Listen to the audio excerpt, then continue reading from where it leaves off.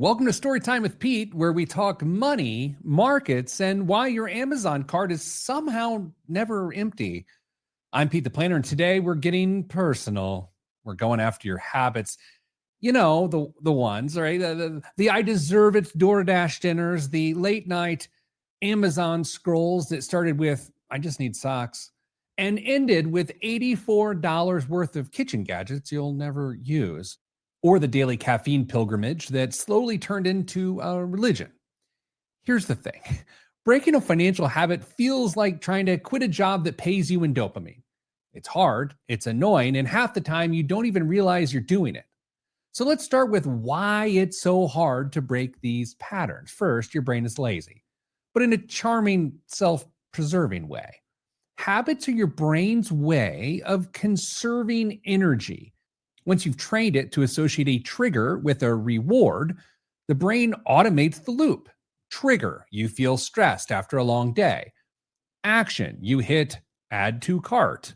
Reward, you get a hit of dopamine, and in 2 days, a garlic press shaped like Yoda. It becomes subconscious. You're not deciding to spend money, you're reacting, and that's dangerous when you're trying to improve your finances. Second, these habits are emotional support animals in disguise. That Chick-fil-A mobile order isn't just food, it's comfort. That Target run isn't just errands, it's control. Most of our recurring budget-busting behaviors are tied to emotions like stress, boredom, anxiety, and even loneliness. And when you try to stop cold turkey without addressing the emotion underneath, it's like putting a Band-Aid on a broken pipe. So what can you do? How do you actually break a financial habit? Glad you asked. Let's break this down like a $5 footlong. RIP 2008. Number one, name it to tame it, baby. Get specific. Don't just say I spend too much.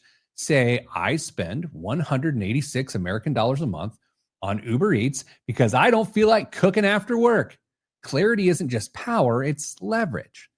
Number two, track it without shame. Now, this was really important. Trust me, I log my macros. Log your behavior for a week, not to scold yourself, but to spot patterns. Are you always shopping on Sunday nights? Do you tend to order food after meetings with Chad from compliance? Track it like a curious scientist, not a guilty defendant. Number three, create a speed bump. This is key. Insert friction into the habit loop. Delete your app. You can reinstall it, but make it annoying. Require a 24-hour waiting period before any non-essential purchase. Use a prepaid card with a capped amount for spending categories. We don't break habits with willpower. We break them with barriers. Number four, replace, don't erase. If shopping is your way of coping with boredom, you need a new outlet. Try a dopamine positive alternative like walking, calling a friend, or dare I say, folding the laundry you bought last week. Number five, reward yourself differently. Savings has to feel good. Set micro goals and celebrate them. I didn't order in this week, so I'm moving $25 to my vacation fund. Every time you make a good decision, make it visible. Watch it build. Let that dopamine come from progress, not purchases. Number six, and this is one of my favorites in terms of accountability, is tell somebody.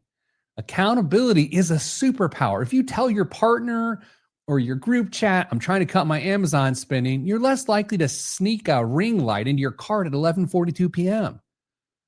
Look, breaking a financial habit is hard, but you're not broken. You're human. And the brain that once trained you to scroll, swipe, and spend can just as easily be trained to pause, plan, and save.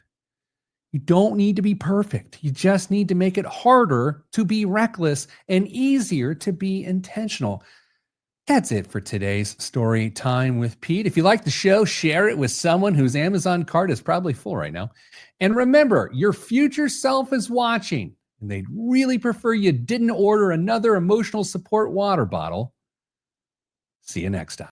Get ready for full throttle coverage as we shift into high gear for Business at the Brickyard, presented by Liuna with support from the City of Westfield and Daniel's Family Vineyard and Winery. We're giving you the inside track on the powerful connection between motorsports and the Indiana economy. Join us at the Indianapolis Motor Speedway for exclusive interviews, behind-the-scenes access, and the stories that drive the business of motorsports. So buckle up and join us for Emmy Award-winning Business at the Brickyard coverage all month long.